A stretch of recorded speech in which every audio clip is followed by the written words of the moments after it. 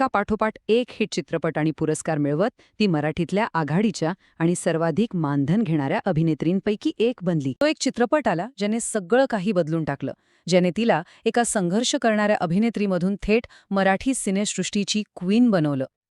तो चित्रपट होता दुनियादारी आणि त्याने कमाई केली 30 कोटी रुपये. 2013 साली मराठी सिनेसृष्टीसाठी हा आकडा खूप मोठा होता, एक ऐतिहासिक यश होतं. या एका सिनेमाने बॉक्स ऑफिसवर धुमाकूळ घातला आणि सई एका रात्रीत स्टार झाली.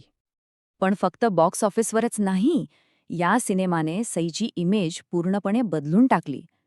शिरीनच्या भूमिकेतून तिने हे सिद्ध केलं की ती फक्त एक ग्लॅमरस चेहरा नाही, तर एक अत्यंत प्रतिभावान अभिनेत्री आहे.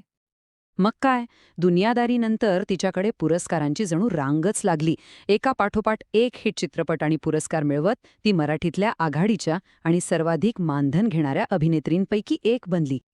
मराठीमध्ये तर ती आता क्वीन होती, पण तिचं लक्ष होतं पुढच्या शिखरावर, म्हणजेच बॉलिवूडवर.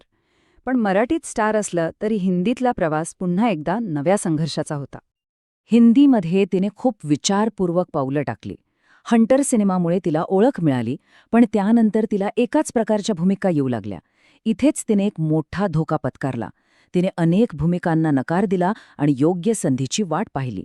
आणि तो संयम फळाला आला मिमी या सिनेमातून, ज्याने तिला राष्ट्रीय स्तरावर ओळख आणि पुरस्कार दोन्ही मिळवून दिले.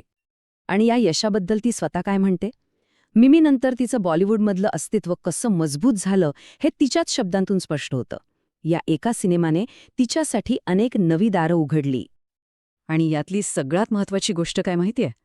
मराठीमध्ये एवढी मोठी स्टार असूनही हिंदीमध्ये शून्यापासून सुरुवात करायला ती तयार होती. आव्हानांना घाबरण्याऐवजी ती त्याला एक नवी ऊर्जा मानत होती. तिच्या संपूर्ण प्रवासाचा सार जर एका शब्दात सांगायचं झालं तर तो शब्द आहे जिद्द, किंवा इंग्रजीत ज्याला रेझिलियन्स म्हणतात. म्हणजे पडल्यानंतर पुन्हा उठून उभं राहण्याची ताकद. हीच तिची खरी शक्ती आहे. आणि म्हणूनच इंडस्ट्रीत कोणताही गॉडफादर नसताना एका लहान शहरातून येऊन तिने जे यश मिळवलंय ते आज अनेक नवीन कलाकारांसाठी एक प्रेरणास्थान आहे. तिने हे सिद्ध केलंय की मेहनत आणि प्रतिभेच्या जोरावर काहीही शक्य आहे. तो म्हणजे काहीही झालं तरी स्वतःवरचा विश्वास ढळू द्यायचा नाही.